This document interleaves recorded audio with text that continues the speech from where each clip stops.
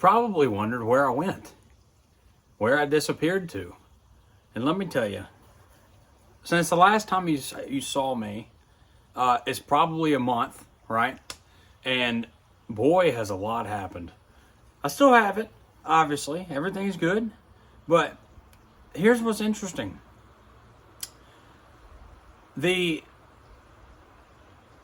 Everything has gone wrong.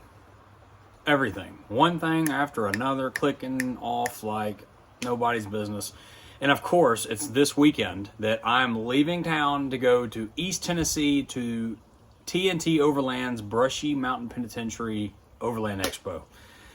Something I've been looking forward to. I've been building some stuff for this thing, trying to get it ready. And 4 days before the trip, my ECM decides to blow up.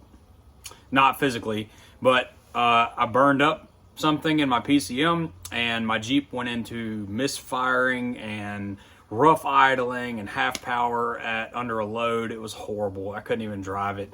So I got it back to the house, and turns out it was the PCM. After I replaced a bunch of things on it, thinking there might be something with spark plugs or wires or cool packs or something. I didn't know what in the world. I looked for wires. I replaced a lot of stuff, and it still didn't fix the problem until I started reading about PCM problems. There is something called an IGBT chip, which is in the PCM.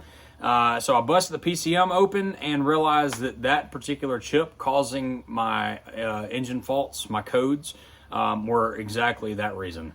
So after a long couple of days trying to figure out who could fix my PCM or replace it, I couldn't get one in time before my trip. So I just today shipped off my PCM to a group called Circuit Board Medics out of South Carolina, and overnight shipped it, and they're going to do 1 day repair and then overnight it back to me, and hopefully I'm going to have it back in time for the trip. So I should be getting it back Thursday, and Thursday is the day we're supposed to be leaving. But before that, I've got a couple things that I want to show you, and a couple last additions to the Jeep before we head out of town. So check it out. So everybody knows that I like making new friends, right? And everybody also knows that I love Facebook Marketplace. Well, let me tell you what I found on Facebook Marketplace. As you can tell, there's an empty spot right here on, wow, that was kind of perfect. I did that perfectly. On my rack, right? There's just this open space, and I thought, well, I might put a high lift there. And then I thought, well, if I jump out of my Jeep and hit my head on a high lift, I'm probably going to wish that I were on my high lift way to heaven, right? So I decided that's probably not a good idea. So what's better than a high lift above your head? How about a really cool custom shovel? Check this out. This is a custom shovel that was made by my buddy, my new friend, David. I found him on Facebook Marketplace, and he creates these custom shovels. This is called Rebel, or his business is, it's called Rebel Iron. This is the longer of the options that he provides. So he has a longer shovel and then also a shorter shovel, which I believe is probably about this long from head down to here, or from handle down to the head. He hand makes these. If I'm correct, they are welded and custom grinded out. They have these sharp edges, almost like a saw blade on the sides. Top here has some grooves for your boots when you're covered in mud or out in the rain. Super sharp here on the end, so you know this is just going to be an awesome tool to have on the trail. Now here's what's neat. These things, this one is painted. I think he also provides a powder coat option. I don't think that we had the time to get the powder coat option before I left on my trip. Not an issue at all. I love this shovel. So there's a company out there called Agency 6. Agency 6 creates some custom mounts for shovels and other things for racks. And so I'm kind of stealing the idea, but I want to figure out a way to be able to get this shovel mounted on my rack like so. So there's a couple different ways that we can do it. Harbor Freight makes a mounting bracket that goes around the tube of different tools for trailers and stuff like that. That is an option. I am thinking about doing that. I have tube mounts already that I could mount to the tool mount from Harbor Freight, and they're really inexpensive. I think they're like $4, $6 maybe. So that is an option. The other option is to hard mount it using the Agency 6 style mounting bracket. So basically I would drill 2 holes into my rack right there at the tube, and then also drill 2 holes into this. So you would have a bolt coming through your tube. You know what, just hang on, let me show you. So I'm gonna kind of break this down to where it is super simple. And yes, I need to repaint that. It's ugly, I'm so sorry. But anyway, the idea is we want the shovel to mount up against this rail, right? So where it's not gonna make contact with anything. It's flat, it's above my doors, so I don't have to worry about it hitting anything. So basically, you take a drill bit, you drill a hole, and you drill a hole, and you obviously want the holes to be the same distance apart from each other. So find like a rounded number, like a 10 inches, 5 inches, something like that. And you're also going to drill 2 holes in the handle of the shovel. Now, this thing is solid metal. You're not going to worry about destroying this thing, and the integrity of this shovel is not going to be disturbed by having 2 small holes in it. But basically, you're going to put a bolt through the back of this, and where the bolt comes out through the front, and you're going to put a nut or a washer and a nut on the outside so that the bolt is stuck there. And then you'll basically take your shovel and you will put the 2 holes on the bolts, and now your shovel's up there. And you can take a butterfly nut or like a knob, and you basically tighten the shovel to your rail. So anytime you're on the trail and you end up getting stuck or whatever, all you got to do is just come up and then undo your knob and then pull your shovel off, and your bolts will stay on your rail. So that's just an idea. I'm still kind of going back and forth on deciding which way I want to do it. If I want to mount on the tube and then have the tube mount, it's probably going to stick out a little bit further, but that's already sticking out, so I don't have to really worry about the way it looks. Or I can do the bolt method, which I think I'm going to end up going with the bolt method because I want it to be hard mounted and not be flopping around in the wind or anything. So stay tuned, and that's coming. Also, ooh, that's not straight, is it? Maybe it is straight. Is it straight? Maybe it is. Sorry, my OCD's kicking in. I need to loosen that and tighten it again, I guess. But anyway, these lights, man, are crazy bright. And I know a couple people have already left comments on my first, I think it was a short. Somebody commented that they also ordered some from the link that I provided. Look, I'm not kidding. These things are stupid bright. Like stupid bright, especially for the price.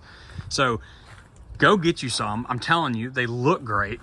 They look like Baja Designs, and they're the correct size for the windshield. Everything's good.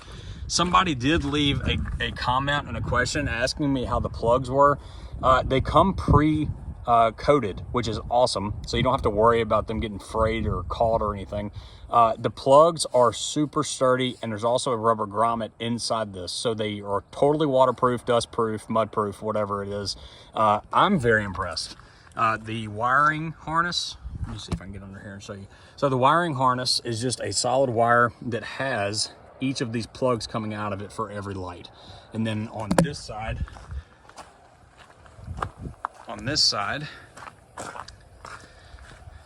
which I need to fix this as well, but the wire just comes out and then it goes down into a typical plug and play. Now I have not done a very good job hiding this. I have a snorkel here so I can kind of hide the plug back here behind it. But overall, I'm very impressed with these. They're awesome. Okay, so I ended up doing this like after I thought the video was done, but that kind of worked out exactly like I wanted it to, except for this hole is slightly above, which honestly, like, you know what, it's DIY, but this thing, it worked out perfect. So the bolt, I put a bolt going through the back, I put a nut on the bolt and tightened it to where I can now take these knobs off, loosen it, and all I got to do is take the other one off and slide it off, and these bolts just stay because of the nut here. So there is a perfect gap. Let's see, make sure it's tight. So there's a perfect gap. Oh, I don't know if you can see. It is not gonna go anywhere because it is firmly mounted on there.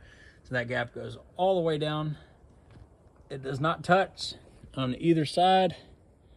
So I'd call that a success. So go check out Rebel Iron. I'm gonna see if I can actually put his Facebook page on here. But I love the way that looks. I think that that's super sick. I love the custom CNC'd shovel head, and it just kind of accommodates the look. But you never know when you might need a shovel to dig out some mud or whatever else. So super impressed. Y'all go check them out. All of this is just kind of a quick little last minute. Look, every time I get on video, I'm finding things I need to fix. It looks horrible. I have one there, but that one fell off. Unbelievable. But anyway, our trip's coming up this weekend. It's going to be an amazing weekend. I'm really hoping that I get my PCM in before Thursday. Even if it's on Thursday, that's fine. But it's going to be huge. It's going to be a big weekend. It's our first time at Brushy. So if you are going to Brushy and you follow me or you see this, subscribe to me, please come introduce yourself, because I think that this is going to be such a cool event for networking and meeting new people. I'm going to do everything in my power to have this Jeep there this weekend. Couple more things that we're going to do, and I'm probably not going to show. I ended up going with some Renogy products. I have a DC to DC adapter, or I'm sorry, a DC to DC charger that goes from my alternator battery back into the back. I didn't end up getting a lithium in time for this trip, so that's why I'm kind of haven't installed anything. I might end up with a lithium this weekend. I'm not really sure. But I am going to have a power system for the back of my Jeep soon, to where I'll have an inverter, be able to plug in different things. So there will be a video on that installation. So if that's something that you're about to do or want to do, subscribe. That way you can see how I do it, because it's going to be my first time doing it. And I think that I've got it figured out, but I'm not 100% sure. But you can figure it out with me. So anyway, that's how she sits. Trying to think about what might be different. So the shovel. I'm gonna have a trasheroo on the back tire. Y'all know about the seat delete. The seat delete's done. So I think we're. Oh yeah, look, this is so like small and last minute and the easiest thing in the world to do. This is a. Now I'm forgetting the name of it. It's Harbor Freight's winch, Badlands. It's a Badlands winch that I've had for ages. It's still cable.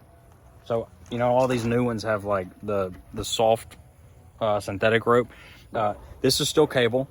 Not that I prefer that, but it's just I haven't gotten around to putting a synthetic rope on it. But here is what's neat. So this thing, right? This is an older winch. And if you have an older winch and you don't want to just go out and buy a new one because you've got it and there's nothing wrong with it, this is not a Bluetooth winch. So what does Badlands do? They make an adapter to where you plug it directly into where your remote switch would be, like your wired remote switch.